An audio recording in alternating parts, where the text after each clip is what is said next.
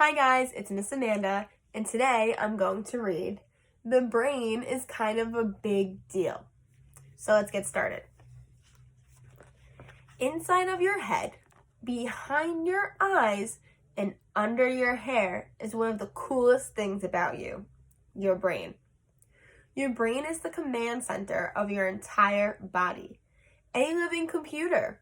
It's constantly collecting and storing new information about everything you experience. That way, the next time you experience the same thing, your brain will know exactly what to do. So here we see the brain. He is sending messages and he is receiving messages in his control panel.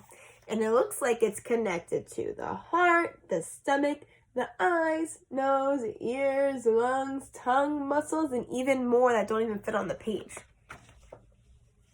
So without your brain, you wouldn't be able to read and understand the words on these pages or even turn the page.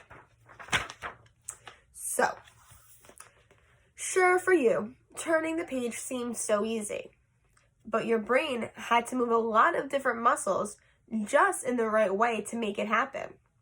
Your brain works really hard all the time without you even knowing it. So in here, the brain is saying, great work, muscle. And then the muscle is saying, I just needed to flex a bit. So some extra little information. Scientists have been learning about the brain for a very long time, but they still don't know everything. It's so complex we may never learn all there is to know. But scientists will never stop trying to discover more. There are just so many different parts and so many things about our brain that we don't even know exactly what is going on. Because within your brain are 5 sections called lobes. Each lobe does something a little different, but all the parts work together too. But you don't have to worry. You don't need to remember these right now.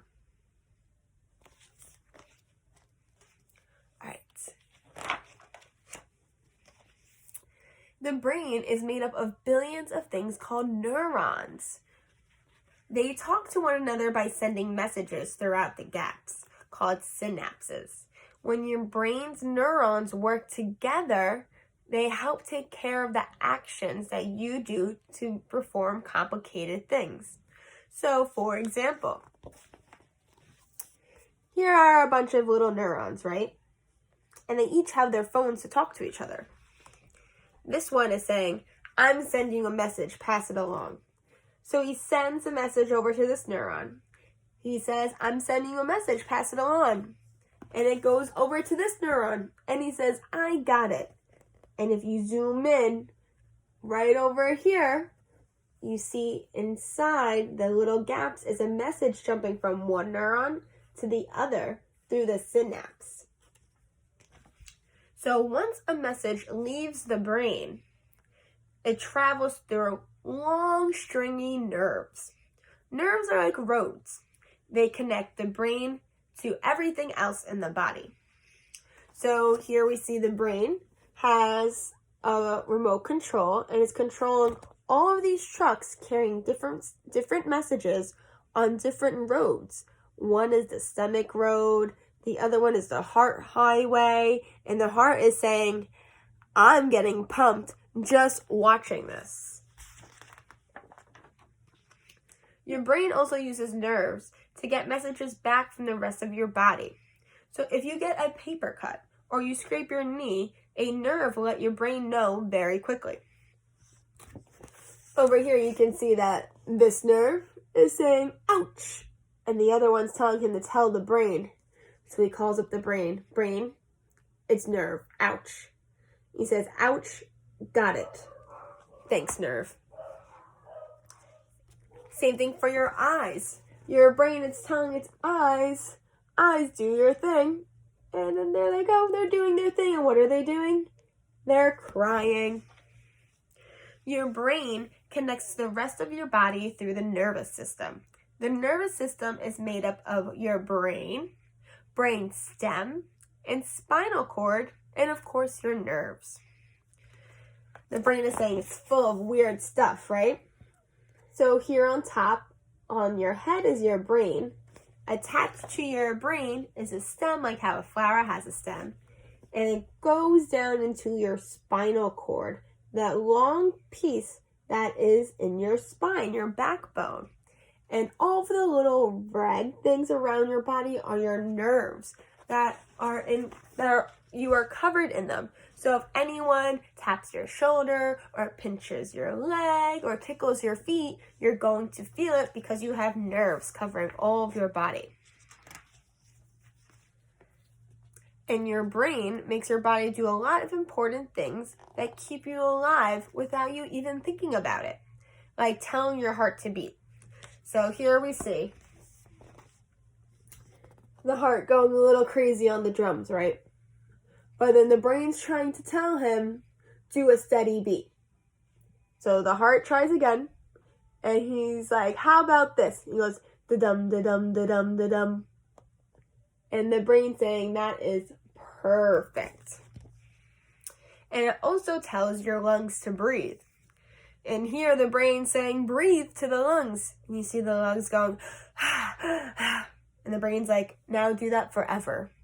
And the lungs are like, oh my goodness, what? So there are some things that we do on our own and some things that our body does automatically. So they are involuntary movements and voluntary movements. So say, for example, when a teacher asks for volunteers to perform a certain task or to come up and do something, you raise your hand and you get to choose and decide if you want to do the certain task, and then you're told what to do and you get to do it on your own. You are not forced to do it, or your body does not automatically start to do it, because you get to volunteer and you choose to do it. So when your brain does something for your body that you don't have to think about, it's called involuntary function that you don't control. So some examples of involuntary functions are blinking, sweating, or digesting your food. You don't have to think about those things. Your body does it on its own. So you can choose to make your brain to do stuff as well. When you do something because you want to, that's a voluntary function. So some examples of voluntary functions are talking, walking, reading, cleaning your room. You all get to decide.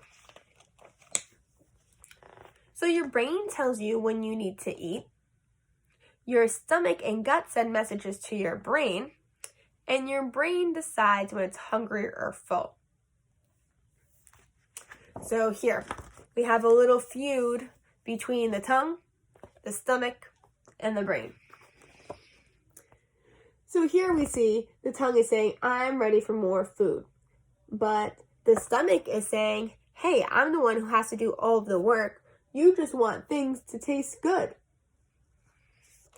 So then the brain comes in and he's saying, it's okay, stomach. I know that you're full, so we won't eat anymore. But then the tongue goes, what about ice cream? And then the stomach's looking at the brain. And the brain goes, there's always room for ice cream. And the stomach's like, hey, because he knows he's about to get a stomach ache because he's full. But even the brain is saying, all right, you could eat some ice cream. So, are you tired right now? If you are, your brain is getting messages from your body that you need to sleep soon. When you sleep, your brain and body get a lot of much needed rest. While you dream, your brain gets ready for the next day. So it's very important that we do get our sleep because our brain and our body need it, whether you want to go to sleep or not. And you really shouldn't fight the feeling because it's a feeling, it's a message that your body is trying to automatically send to your brain because your body needs it.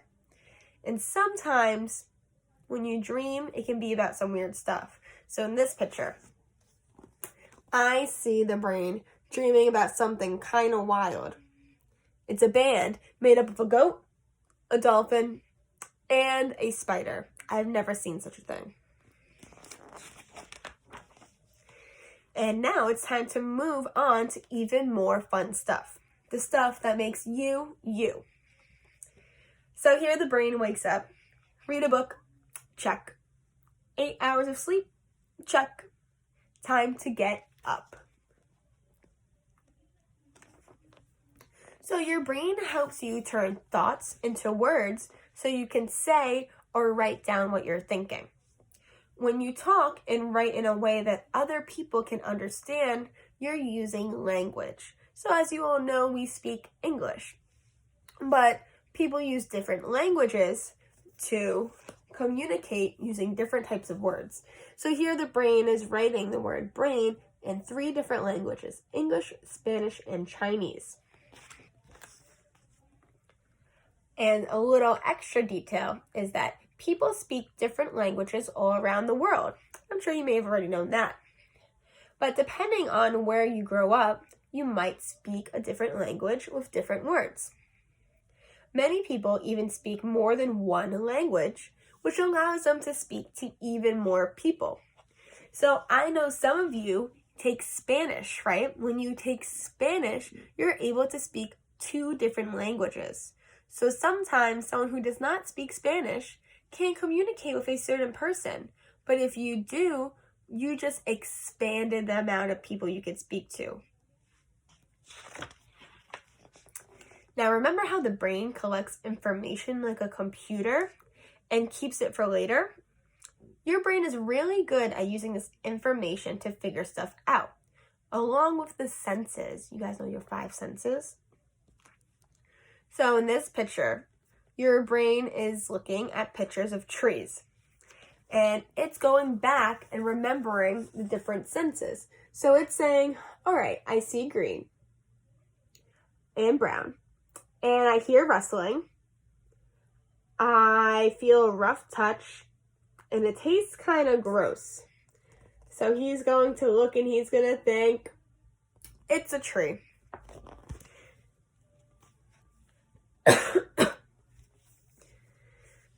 But the funny thing is that when you see something, a message is passed from the back of your eyes to the very back of your brain. And when the brain gets the message, the images, what you see, is actually upside down and backwards. And your brain is pretty good at solving problems, so it's able to fix it so you are looking at it the right way. So, here you see the eyes is trying to show the brain a picture of this cat. It says, look what we saw. The brain's saying what? But the picture is upside down and backwards. But the brain realizes and says, it goes like this. Then it goes this way. And then says, oh, your eyes say, that makes more sense. Your ears are always listening too. When you hear something, whether it's in the ocean or a song or a burp, your brain has to work to understand it. The sounds that you hear are made into messages that are sent to your brain. Then your brain tells you what the sound is. So one ear is saying, it sounds kind of buzzy, and the other ear is saying, don't tell me, don't tell me. But the brain says, it's a fly.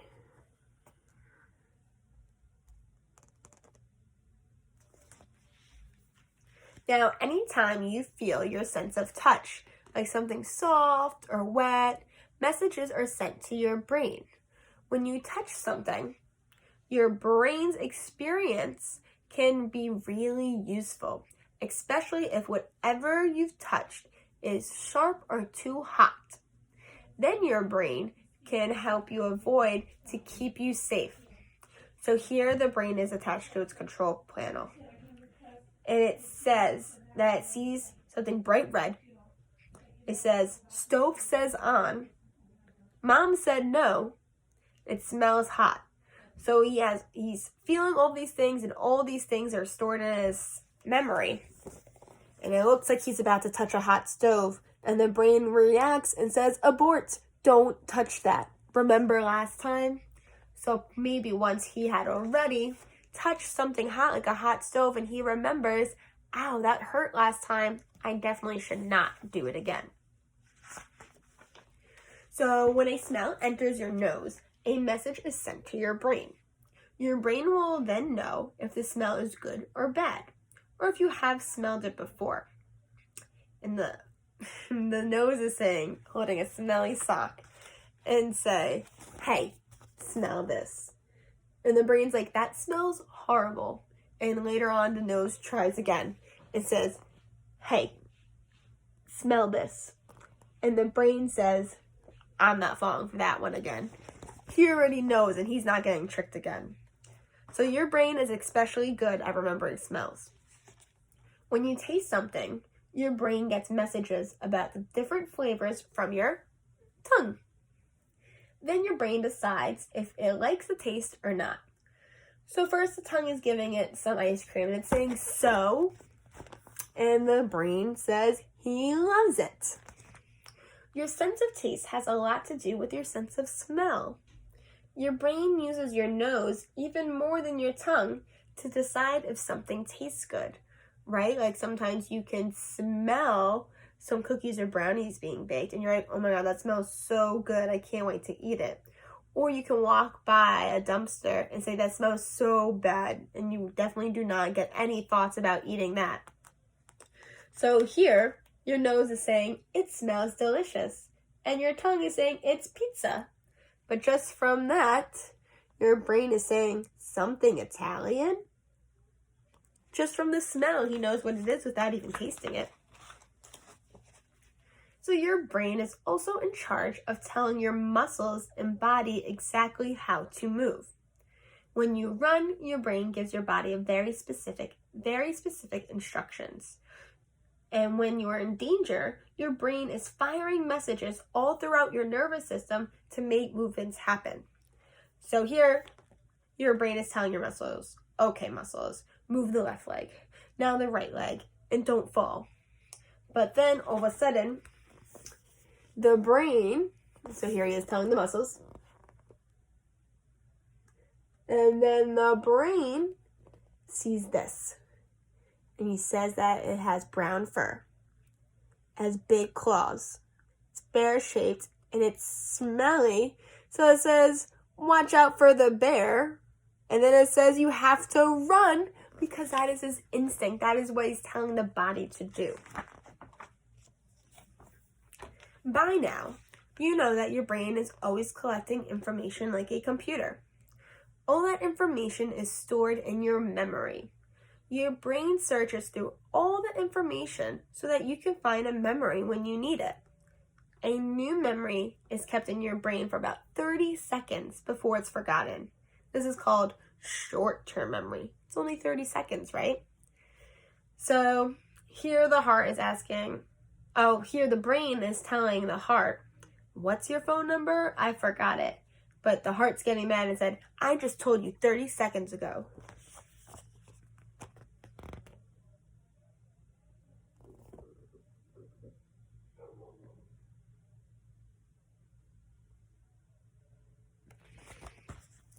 And over here, it looks like they all have a group chat. And the eyes are saying, I see pizza. The nose says it smells good. The tongue says it tastes great. And the brain saying, I will not forget this pizza.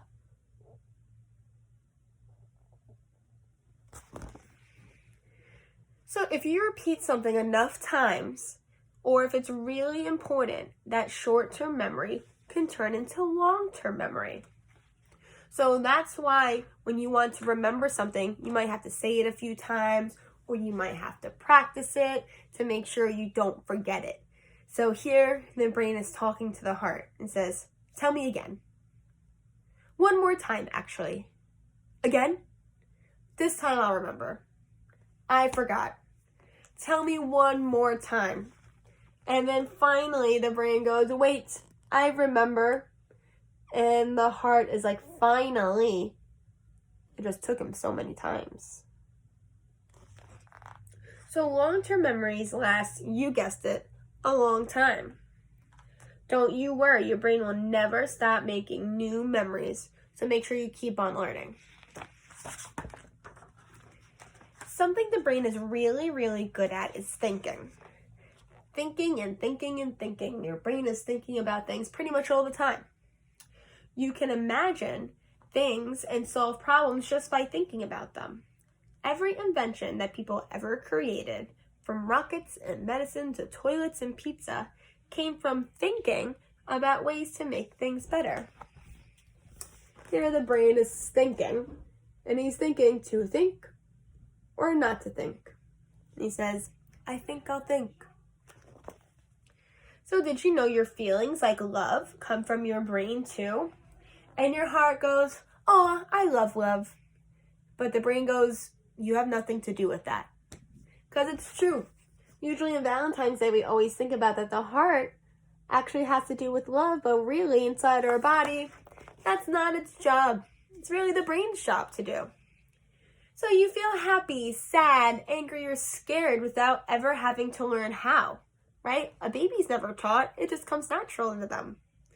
You can control how you react when you feel something, but your feelings happen no matter what. So here, the brain is holding up a sad face, and the eyes go, brain is sad, are you crying? And then the other eye goes to the other one, yes. Gives him a thumbs up. Nice work. Your brain is pretty important. It helps you make sense of the world around you. It tells your heart to pump blood to the rest of your body and your lungs to breathe so you can stay alive. It moves your body and helps you talk, see, and hear. Your brain is in charge of all the thoughts, feelings, and memories that make you, you. So it looks like all the parts of the body are so excited and happy to have the brain that they're even holding him up and say, hooray for brain. The eyes say, looks like brain is having a party. And the tongue is saying, you have great taste. But the brain is saying, to please put me down.